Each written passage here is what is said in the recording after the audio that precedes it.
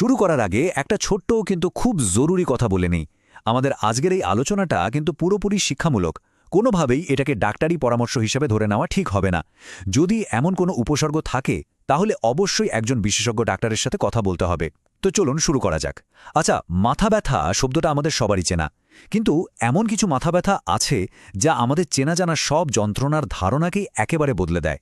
আজ আমরা ঠিক সেরকমই কিছু বিরল কিন্তু প্রচণ্ড যন্ত্রণাদায়ক মাথা ব্যথা নিয়ে কথা বলবো। আচ্ছা, যদি প্রশ্ন করা হয় মানুষের জীবনে সবচেয়ে ভয়ঙ্কর ব্যথা কোনটা, কি উত্তর আসবে? হয়তো কিডনিতে পাথরের ব্যথা কিংবা সন্তান প্রসবের যন্ত্রণা, এসবই তো আসবে, তাই না? কিন্তু শুনলে অবাক হতে হয় যে এই তালিকায় এমন কিছু মাথা ব্যথাও আছে যেগুলোর তীব্রতা এতটাই ভয়ঙ্কর যে সেগুলোকে বলা হয় মানব ইতিহাসের সবচেয়ে কষ্টদায়ক অভিজ্ঞতাগুলোর একটি। হ্যাঁ, ঠিকই শুনছেন, মাথা ব্যথা। আজকের আলোচনা ঠিক সেই ব্যথাগুলো নিয়ে। এই যে ভয়াবহ মাথা ব্যথাগুলোর কথা বলছি, এদের কিন্তু একটা নির্দিষ্ট পরিবার বা গ্রুপ আছে। মেডিকেল টার্মে একে বলা হয় টিএসি। চলুন তাহলে এই টিএসি পরিবারের সাথে একটু পরিচিত হওয়া যাক। টিএসি পুরো নামটা হল ট্রাইজেমিনাল অটোনমিক সেফালজিয়া। জানি নামটা শুনতেই বেশ খটমটে লাগছে, কিন্তু চলুন এটাকে একটু সহজ করে ভেঙে দেখি। ট্রাইজেমিনাল শব্দটা এসেছে আমাদের মুখের একটা প্রধান নার্ভ বা স্নায়ু থেকে। অটোনমিক মানে হল এর সাথে এমন কিছু শারীরিক লক্ষণ থাকে যা আমাদের নিয়ন্ত্রণে নেই, যেমন ধরুন চোখ দিয়ে পানি পড়া বা নাক বন্ধ হয়ে যাওয়া। আর সেফালজিয়া, এটার মানে তো সহজ মাথা ব্যথা। তাহলে সব মিলিয়ে কি দাঁড়ালো? এটা হলো এমন এক ধরনের তীব্র একতরফা মাথা ব্যথা যার সাথে আরও কিছু নির্দিষ্ট লক্ষণও জুড়ে থাকে। তো এই ট্যাগ পরিবারের মাথা ব্যথাগুলোকে চিনব কিভাবে? এদের সবার মধ্যে কিছু কমন বৈশিষ্ট্য আছে, বলতে পারেন একটা ফ্যামিলি সিগনেচার বা ফিঙ্গারপ্রিন্ট। প্রথমত, ব্যথাটা হবে মাথার শুধু একদিকে, আর ব্যথাটা যে সে ব্যথা না, প্রচণ্ড তীব্র, মনে হবে যেন কেউ ছুরি দিয়ে খোঁচা দিচ্ছে বা ড্রিল করছে। আর এর সাথে ব্যথার দিকে চোখেও কিছু লক্ষণ দেখা যাবে, যেমন চোখটা লাল হয়ে যাবে, অনবরত পানি পড়বে, নাক বন্ধ হয়ে যেতে পারে বা নাক দিয়ে পানি পড়তে পারে, এমনকি চোখের পাতাটাও ফুলে যেতে পারে। এই সব মিলিয়েই ট্যাগকে অন্য যে কোনো সাধারণ মাথা ব্যথা থেকে একেবারে আলাদা করে চেনা যায়। এবার আসা যাক এই ট্যাগ পরিবারের সবচেয়ে কুখ্যাত সদস্যের কথায়। এর নাম ক্লাস্টার হেডেক। সম্ভবত সবচেয়ে যন্ত্রণাদায়কও এটাই। চলুন এর প্রোফাইলটা একটু ভালো করে দেখি, কারণ এটাকে চিনতে পারলেই বাকিদের সাথে এর পার্থক্যটা বোঝা খুব সহজ হয়ে যাবে। ক্লাস্টার হেডেকের আচরণটা কিন্তু বেশ অদ্ভুত। সাধারণত এটা তরুণ পুরুষদের মধ্যেই বেশি দেখা যায়। আর এর নাম ক্লাস্টার হওয়ার কারণ হল অ্যাটাকগুলো একটা গুচ্ছ বা ক্লাস্টার হিসেবে আসে। মানে বছরের একটা নির্দিষ্ট সময় ধরে প্রায় প্রতিদিনই অ্যাটাক হতে থাকে। দিনে একবার থেকে শুরু করে ৮ বার পর্যন্ত হতে পারে। তারপর হঠাৎ করেই হয়তো কয়েক মাস বা বছরের জন্য এটা পুরোপুরি উধাও হয়ে যায়। প্রত্যেকটা অ্যাটাক থাকে ১৫ মিনিট থেকে ৩ ঘন্টা পর্যন্ত। আর ব্যথার কথা যদি বলি, চোখের চারপাশে এমন তীব্র অসহ্য যন্ত্রণা হয় যা আক্রান্ত মানুষটা এক জায়গায় স্থির হয়ে বসে থাকতে পারে না, ছটফট করতে থাকে। এর তীব্রতা এতটাই ভয়ঙ্কর যে একে অনেক সময় সুইসাইড হেডেক বা আত্মঘাতী মাথা ব্যথাও বলা হয়। আর এর আরেকটা বৈশিষ্ট্য হল প্রায় মাঝরাতে ঘুম ভাঙিয়ে দিয়ে এর আক্রমণটা শুরু হয়। এখানে একটা খুব গুরুত্বপূর্ণ ডিটেলস আছে। যখন কারো ক্লাস্টার পিরিয়ড চলে, মানে যখন অ্যাটাকগুলো ঘন ঘন হচ্ছে, সেই সময়টাতে সামান্য পরিমাণ অ্যালকোহলও একটা অ্যাটাক শুরু করে দিতে পারে। এটার একটা খুবই পরিচিত ট্রিগার। তাহলে প্রশ্ন হল, যখন একটা অ্যাটাক চলছে সেটাকে থামানোর উপায় কি? দুটো প্রধান চিকিৎসা আছে। প্রথমটা হলো হাই ফ্লো রেটে, মানে প্রতি মিনিটে ১২ থেকে ১৫ লিটার করে প্রায় ১৫-২০ মিনিটের জন্য 100% বিশুদ্ধ অক্সিজেন নেওয়া। আর দ্বিতীয়টা হলো সুমেট্রিপটান ইনজেকশন। তবে অবশ্যই মনে রাখতে হবে, এই দুটো চিকিৎসায় কিন্তু ডাক্তারের পরামর্শ এবং তত্ত্বাবধান ছাড়া একদমই করা যাবে না। তো আমরা ক্লাস্টার হেডেক সম্পর্কে জানলাম, কিন্তু এখানেই শেষ না। এই ট্যাগ পরিবারে এর আরও কিছু যমজ ভাই আছে, যারা দেখতে প্রায় একই রকম।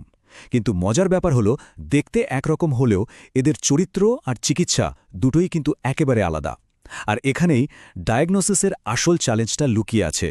এরকমই একটা যমজ ভাই হল প্যারক্সিজমাল হেমিক্রেনিয়া। লক্ষণের দিক থেকে অনেকটাই ক্লাস্টার হেডেকের মতো, কিন্তু কিছু সূক্ষ্ম পার্থক্য আছে। যেমন ক্লাস্টার হেডেকের অ্যাটাকগুলো যেমন বেশ লম্বা সময় ধরে হয়, এটার অ্যাটাকগুলো অনেক ছোট, মাত্র ২ থেকে ৩০ মিনিটের, কিন্তু দিনে অনেকবার হতে পারে, এমনকি ২০ বার পর্যন্ত। তবে সবচেয়ে বড় ডায়াগনোসিসের জন্য নির্ণায়ক পার্থক্যটা হলো এর চিকিৎসায়। যেখানে ক্লাস্টার হেডেকের জন্য অক্সিজেন বা সুমাট্রেপটান লাগে, সেখানে প্যারাক্সিজমাল হেমিক্রেনিয়া ইন্ডোম্যাথাসিন নামের একটা ওষুধে বলতে গেলে জাদুর মতো কাজ করে। এই ওষুধটা দিলেই ব্যথাটা প্রায় পুরোপুরি নিয়ন্ত্রণে চলে আসে। এই যে দেখুন, পুরো ট্যাগ পরিবারটাকে যদি আমরা পাশাপাশি রাখি তাহলে পার্থক্যগুলো আরও পরিষ্কার হয়ে যায়। ক্লাস্টার হেডেক, প্যারক্সিসমাল হেমিক্রেনিয়া, সান্ট আর হেমিক্রেনিয়া কন্টিনিউয়া, প্রত্যেকটার অ্যাটাকের সময়, দিনে কতবার হচ্ছে, কোন ওষুধে কাজ হচ্ছে, এমনকি কাদের বেশি হচ্ছে, সব কিছুতেই ভিন্নতা আছে। যেমন ধরুন, সান্ট এর অ্যাটাকগুলো হয় মাত্র কয়েক সেকেন্ডের জন্য, কিন্তু দিনে ১০০-১২ হতে পারে। আবার দেখুন হেমিক্রেনিয়া কন্টিনিউয়া, এখানে ব্যথাটা প্রায় লাগাতার চলতেই থাকে, কোনো বিরতি নেই। এই ছোট ছোট কিন্তু অত্যন্ত গুরুত্বপূর্ণ পার্থক্যগুলো ধরতে পারাই হল সঠিক ডায়াগনোসিসের আসল চাবিকাঠি। এতক্ষণ তো আমরা টিয়াক পরিবারের সদস্যদের নিয়ে কথা বললাম। এবার এমন একটা কথা বলবো যে এই পরিবারের সদস্য না হয়েও প্রায়ই পরিবারের সদস্য বলে ভুল হয়। বলা যেতে পারে সে একজন ভিলেন বা ইম্পস্টার। এর নাম হল ট্রাইজেমিনাল নিউরালজিয়া।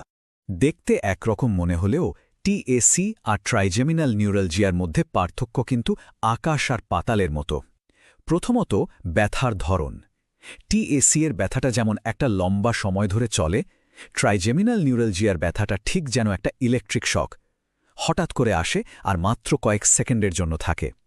দ্বিতীয়ত, টিএসি এর সাথে যে চোখ দিয়ে পানি পড়া বা নাক বন্ধ হওয়ার মতো লক্ষণগুলো থাকে, সেগুলো ট্রাইজেমিনাল নিউরালজিয়াতে একেবারেই থাকে না। আর তৃতীয় এবং খুব গুরুত্বপূর্ণ একটা পার্থক্য হল ট্রাইজেমিনাল নিউরালজিয়ার অ্যাটাকের পর একটা রিফ্র্যাক্টরি পিরিয়ড থাকে। মানে একবার শক লাগার পর কিছুক্ষণের জন্য ওই জায়গাটা যেন অবশ হয়ে যায়, তখন আর কোনো কিছুতেই ব্যথাটা ট্রিগার করা যায় না।